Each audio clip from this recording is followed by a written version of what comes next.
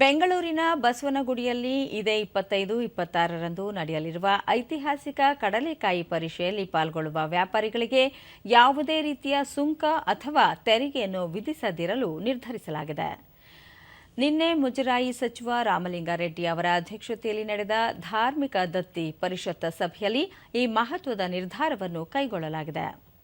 ಕಡಲೆಕಾಯಿ ಪರಿಷೆಯಲ್ಲಿ ಟೆಂಡರ್ ಪಡೆದವರು ವ್ಯಾಪಾರಿಗಳಿಂದ ಬಲವಂತವಾಗಿ ಹೆಚ್ಚು ಸುಂಕವನ್ನು ವಸೂಲಿ ಮಾಡುತ್ತಿದ್ದಾರೆ ಎಂದು ದೂರುಗಳು ಬಂದ ಹಿನ್ನೆಲೆಯಲ್ಲಿ ಈ ವರ್ಷದಿಂದ ಸುಂಕ ವಸೂಲಿಗೆ ಟೆಂಡರ್ ಕೈಬಿಡಲು ಹಾಗೂ ವ್ಯಾಪಾರಸ್ಥರಿಂದ ಸುಂಕ ವಸೂಲಿ ಮಾಡದಿರಲು ನಿರ್ಧರಿಸಲಾಗಿದೆ.